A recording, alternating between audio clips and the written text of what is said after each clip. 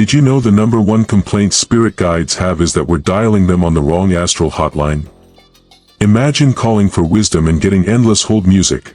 Now that's frustrating. Welcome, seekers of the unseen. If you've ever felt a nudge in the night or caught a whisper on the wind, you're already halfway to unlocking a conversation with the unseen guardians of your soul. Before we dive into arcane secrets, be sure to subscribe and ring the bell. Your spirit guide approves of loyalty.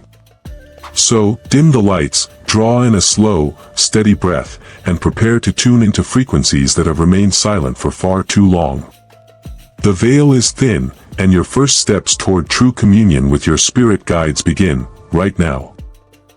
Long before our modern calendars ticked their first seconds, humanity's spiritual pioneers, shamans, oracles, and hermit sages, claimed intimate dialogues with realms beyond sight.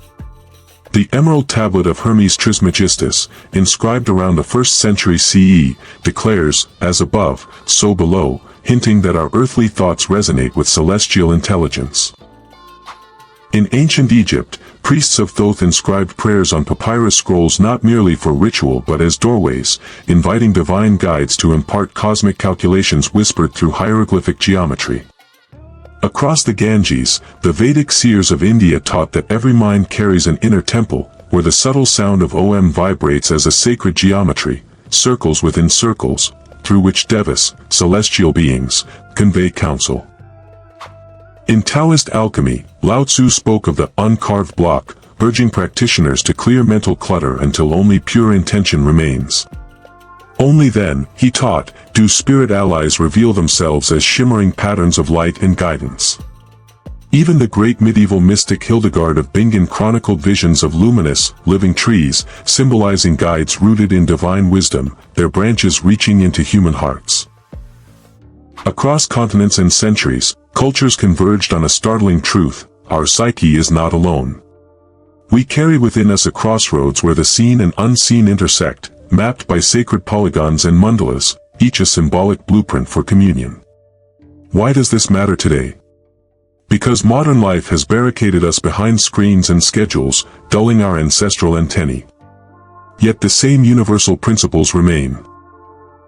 Clarity of intention, receptive stillness, and respect for the language of symbols. When we honor these ancient methods, drawing a simple circle of salt, centering our breath into the heart, or meditating on a single seed for its hidden spiral, we tap the time-tested pathways our forebears used to decode spirit messages. Picture your mind as a clear mountain lake at dawn. When the water is still, every star in the sky can be reflected, yet one ripple, and the image shatters. Likewise, spirit guides speak through the unruffled mirror of your consciousness. Our first core concept is stilling the surface, cultivating inner calm so that subtle impressions aren't lost in mental commotion. 1. Intention as a beacon. Think of your intention like lighting a lantern in a dark forest. Without that glow, you wander blind. With it, hidden paths emerge. Before you begin, state quietly but firmly, "I wish to receive guidance from benevolent spirits." This simple act focuses your mind's energy into a single beam, attracting responses tuned to that frequency. 2. Silence as invitation. Imagine you're at a crowded marketplace, voices everywhere, stalls clattering, haggling all around. Now step into a vacant courtyard, your own voice echoes back, pure and undisturbed. In the same way, silence becomes the courtyard of your psyche. Allow 3 to 5 minutes of true quiet, no devices, no inner commentary, just steady breath and open receptivity. 3. The mirror of imagery. Spirit guides rarely deliver messages in full sentences, they speak in images, symbols, and sudden intuitive flashes. It's like receiving a postcard with a single drawing instead of a letter filled with words. If you visualize a white rose unfolding, pay attention. It may symbolize a message of purity, renewal, or a guide whose name begins with R. Keep a small journal beside you to note any spontaneous images or impressions, however fleeting or strange they seem. 4. Sacred geometry as threshold. Ancient initiates understood that geometric shapes form portals in consciousness. A simple circle drawn on paper, its center marked with a small dot, becomes a focal point that aligns your energy. As you gaze softly at the dot, feel the circle's energy draw your awareness inward, like water spiraling down a drain. This shape invites guides to step across the boundary. When the image softens or seems to glow, that is often the moment when the first knock is heard on the astral door. 5. Breath as bridge. Your inhale carries prana, life force. Your exhale clears stagnant energy. Practice a 4-count inhale, a 4-count hold, a 6-count exhale, and a 2-count rest.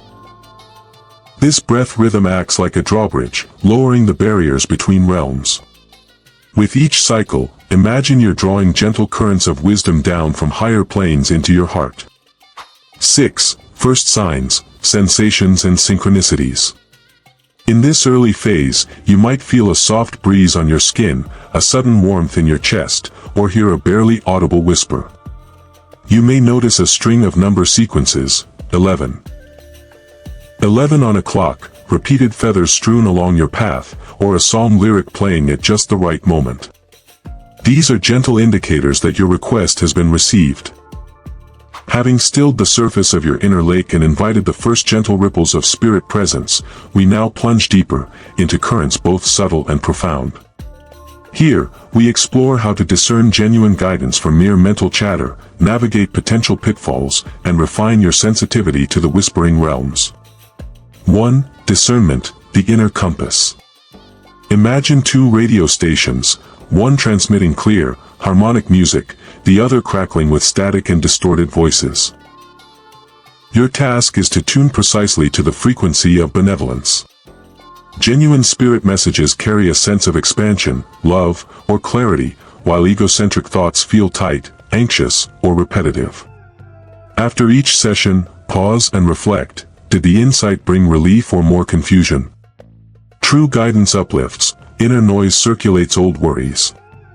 2. Guardians versus archetypes. In esoteric lore, an archetype is a universal pattern. Think the wise old man, the trickster, the nurturing mother.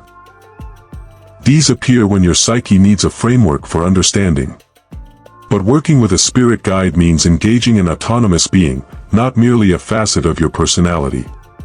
To test for autonomy, pose a question your own subconscious couldn't easily fabricate, perhaps about an unfamiliar symbol or historical figure, and await an answer you can later verify externally. 3. Shadow invitations. Sometimes, what arrives in the silence is not a friend but a fragment of your own unhealed self.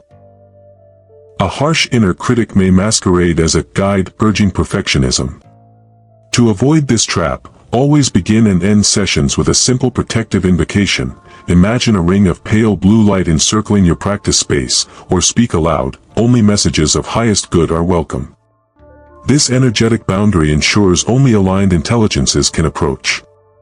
4. Symbol decoding, the quantum language.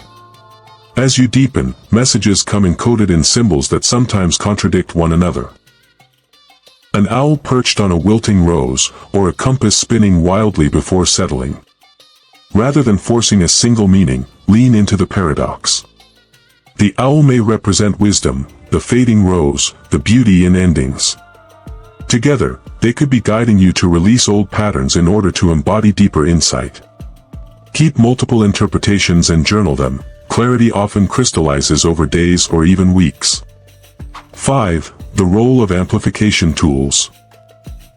Throughout history, practitioners have used bells, chimes, and singing bowls to punctuate transitions between worlds. A single soft bell tone can reset your vibrational field, marking the moment you shift from ordinary mind to receptive space. If notes feel hollow, wait longer in silence. When they resonate warmly, you've likely aligned with the subtle realms. 6. Dream work as dialogue. Nightly dreams are theater stages where guides often rehearse messages. Before sleep, leave a small, unlined journal and pen beside your pillow. Set the intention, show me a symbol of guidance in my dream. Upon waking, scribble fragments, even a single color or shape can be the cornerstone of an awakening epiphany. Over time, patterns emerge, revealing recurring teachers or motifs. 7. Maintaining the connection. True dialogue is ongoing, not a one-off event. Even a brief daily pause, 70 seconds of focused intention at dawn or dusk, reinforces the energetic bridge. Think of it as watering a sacred plant. Small, regular offerings keep the bond alive far more effectively than occasional grand ceremonies. Imagine you're about to plant a seed in fertile soil. Each practical step below is that seed, ready to germinate your ongoing dialogue with spirit guides. 1. Sacred space preparation. Choose a small corner in your home or outdoors where you won't be disturbed. Lay down a dark cloth. Black obsidian tones invite clarity, and place a simple guide tool, a small bowl of sea salt, a quartz crystal, and a white candle. Arrange them into a triangle. This geometry mirrors the pyramid stability, grounding your intention in physical form. Light the candle and whisper, "I open this space to pure guidance." 2. Daily micro-ritual. Each morning or evening, stand before your sacred triangle. Close your eyes and breathe deeply into your belly for 10 seconds, visualizing a silver thread connecting your heart to the center of the triangle. Then, for 10 seconds, silently repeat, "I listen." For 10 seconds more, remain in pure stillness. Finally, exhale any tension and thank your guides.